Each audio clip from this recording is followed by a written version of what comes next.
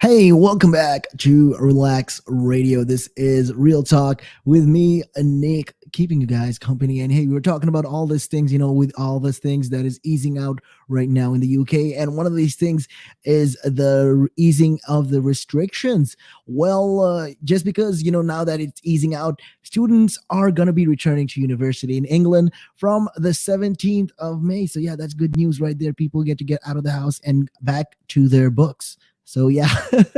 Anyway, students on all university courses in England will return no earlier than 17th of May, and this was announced officially by the government. So about a million students taking these courses taught online since Christmas will be able to go back to the university and back to their campuses. So yeah, since the start of the year, only students on hands-on course have been allowed in-person teaching, but the wait of another month to fully open was described as hugely disappointing by universities in the UK. So yeah, Universities Minister Michelle Donelan rather said in a written statement, said the timing was a cautious approach to the easing of restrictions, and the movement of students across the country poses a risk for the transmission of the virus. So university leaders have been lobbying for all the students to be going back to colleges and universities in April, saying it was unfair to keep restrictions on campuses when shops were open. So, yeah, students would be bitterly disappointed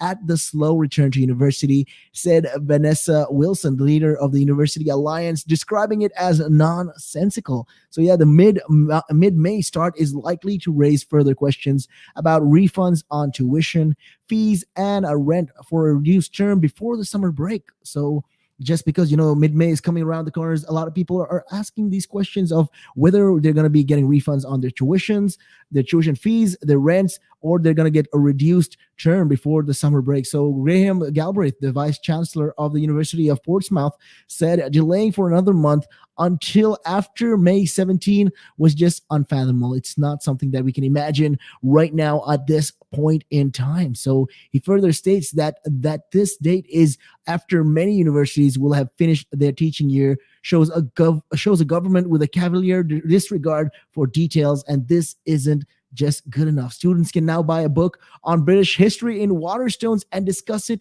with a tattoo artist, but they cannot go into a university and discuss it with their lecturer.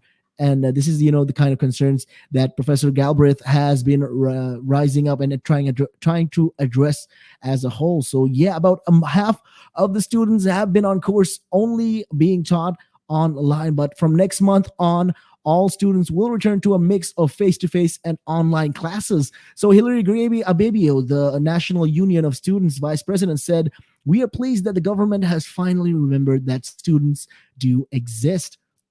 I mean, students are, in a hurry to get back to school because look at it like this. One thing is what they're going to be missing out on is the hands-on approach of things, the hands-on experience that they can gain from a lot of these courses, especially even though if it's just a minor part of it, it plays a minor part. It's still something important and all about that college life as well. Some people need to be living that college life, and that's another experience. And for some students, it's even a setback because they have to stay sometimes a year longer because they have to finish some courses, which will require them to be on site. So that's just something right there. That's why students are bothered and why they're always talking about this. But they've been warned that students would need support after so much disruption, including paying rent on accommodation they were not allowed to use. So yeah, the UCU lecturers union, which opposed an earlier return, said it would be more honest to accept that many courses would stay online until autumn. So, yeah, the UCU leader, Joe Grady, said restarting in-person activities in mid-May with only weeks of the academic year left makes absolutely no sense as most lectures and seminars will already have been finished. So students will be offered COVID testing on these campuses. So when they return, they're going to be asked to take these COVID tests with an initial 3 tests under supervision, after which students will be asked to take tests at home. So there will be another additional £15 million for student hardship support this year, announced the university's ministers. So yeah, in Wales, students returned this week with a mix of face-to-face and online study. In Scotland, some students have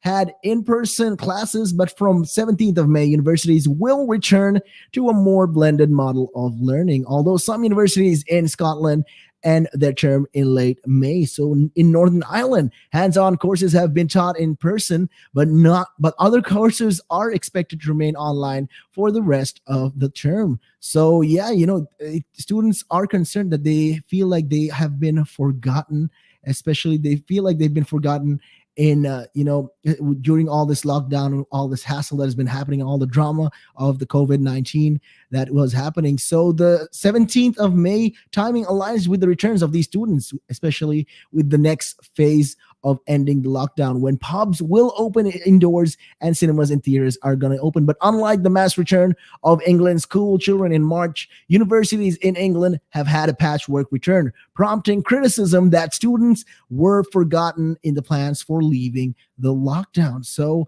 students on course which required hands-on training such as medicine and some sciences had face-to-face teaching last summer, but students on course such as the arts, humanities, business, and law had been waiting for a return date, which will now be 5 months after they left for the Christmas holidays. So there are some other universities which have already decided to stay online for all this academic year.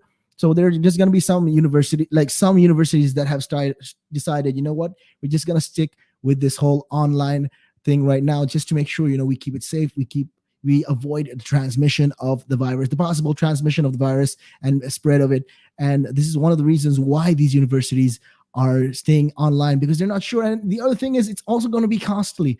Think about the expenses as well. How many tests you're supposed to have in a week is just going to be baffling for a lot of students. It'll just pose as another inconvenience, another, hurdle right there. And that's something that we don't really want right now. So the plan is essentially, hopefully by the time July 21st comes around the corner, everyone will get vaccinated. All the people under the age of 30s will get vaccinated. So even, hopefully this will all be all right and it'll get even better. So even without, in-person teaching, many students have gone to, back to their university accommodation, with a survey from the Higher Education Policy Institute suggesting about 2/3 of students have been in their long-term time addresses. So it's just crazy. Students have to pay these rents as well.